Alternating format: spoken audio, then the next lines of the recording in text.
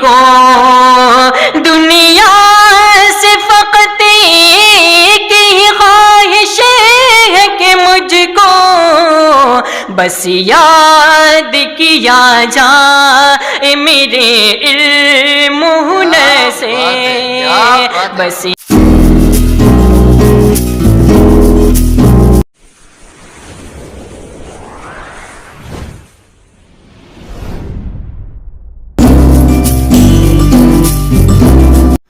آپ سبھی حضرات کا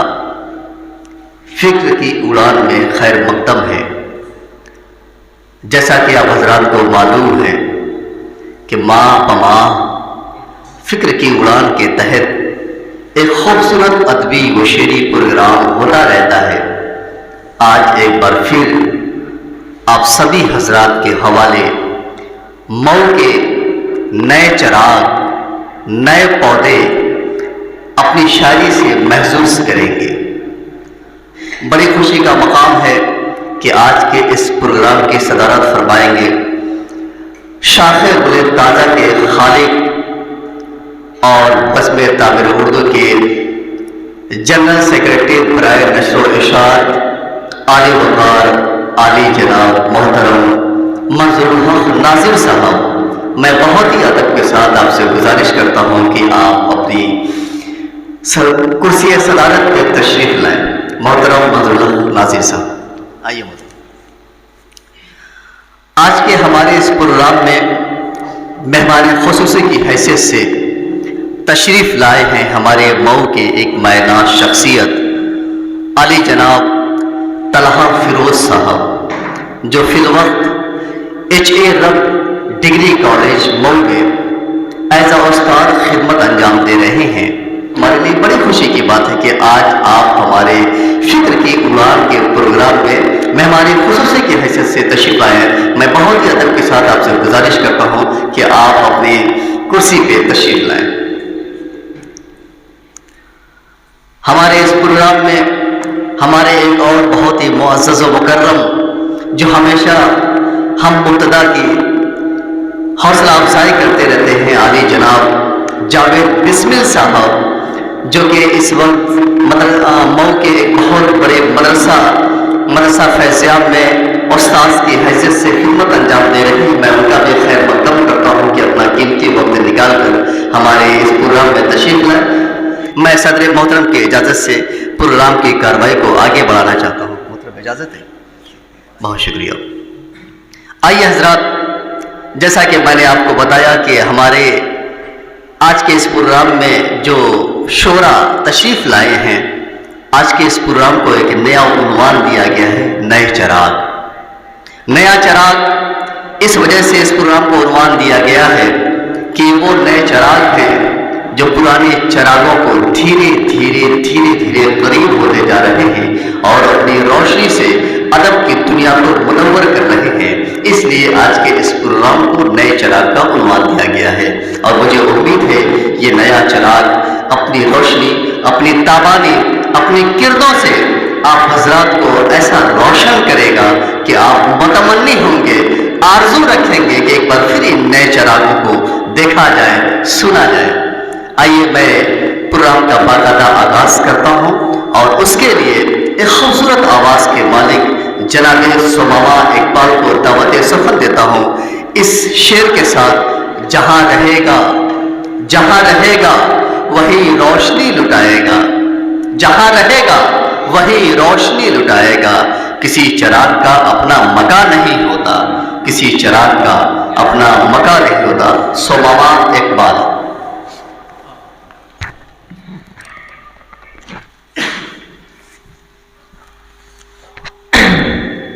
السلام علیکم ورحمۃ اللہ وبرکاتہ۔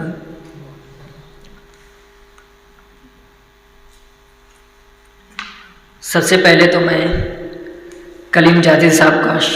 شکریہ ادا کرتا ہوں کہ انہوں نے مجھے دعوت سکھانی۔ اب یہاں سے غزل کا مطلع پیش کرتا ہوں، ملاحظہ کریں۔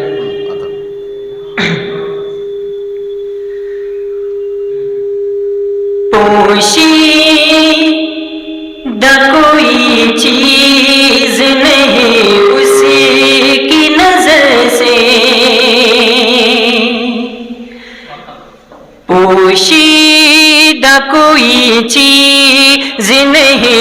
اسی کی نظر سے پوشیدہ کوئی چیز نہیں اسی کی نظر سے مٹھی وہی بھرتا ہے مرادوں کے گوہر سے مٹھی وہی بھرتا ہے مرادوں کے گوہر سے اب غزل کا یہاں سے شعر ملاحظہ کریں وحشی ہے کوئی ساتھ میں رہبر نہیں رکھتا وحشی ہے کوئی ساتھ میں رہبر نہیں رکھتا وحشی ہے کوئی ساتھ میں رہبر نہیں رکھتا شاید کہ وہ واقف نہیں آداب سفر سے شاید کہ وہ واقف نہیں آداب سفر سے بہت بہت شکریہ اور یہ بہت ہی پیارا شعر آپ تمام حضرات کے حوالے ملاحظہ کریں دنیا سے فقط ایک ہی خواہش ہے کہ مجھ کو دنیا سے فقط ایک ہی خواہش ہے کہ مجھ کو دنیا سے فقط ایک ہی خواہش ہے کہ مجھ کو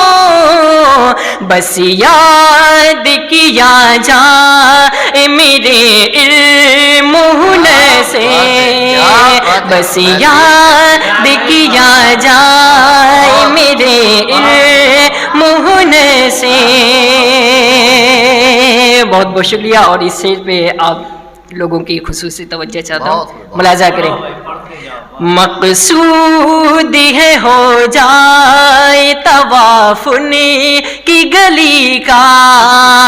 مقصود ہے ہو جائے طواف کی گلی کا مقصود ہے ہو جائے طواف کی گلی کا جاتا ہوں ادھر سے کبھی جاتا ہوں ادھر سے جاتا ہوں ادھر سے کبھی جاتا ہوں ادھر سے اور یہ بھی شعر ملاحظہ کریں ملک کا ماحول دیکھتے ہوئے بطور خاص خود اپنے گلستان پہ بہت ناز تھا جن کو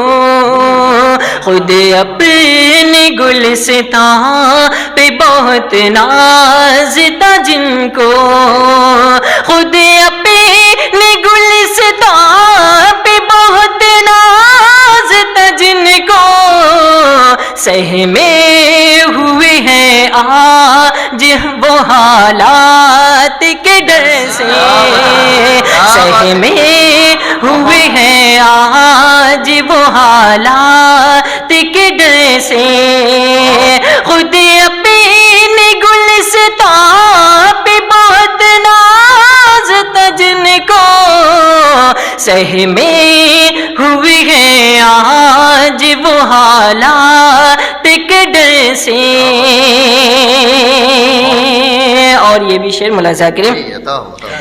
کہ عرفان تیری ذات کا ہونا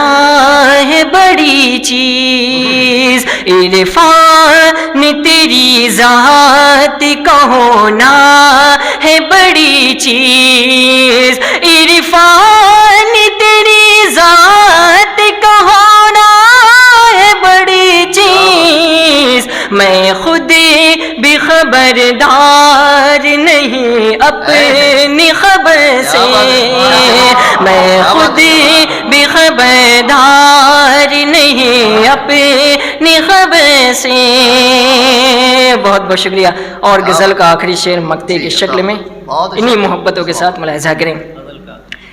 اس خط کی عبارت کو ذرا غور سے پڑھنا،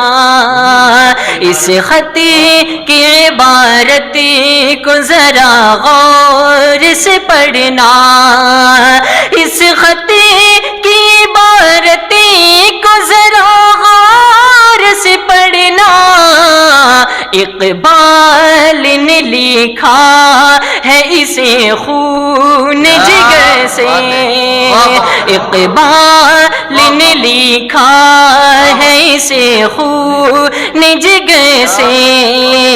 پوشیدہ کوئی چیز نہیں اسی کی نظر سے، مٹھی وہی بہتا ہے مرادوں کی گوہر سے۔ بہت بہت شکریہ۔ بہت خوب محترم، آپ نے غضب کا سما باندھا ہے اپنی شاعری سے۔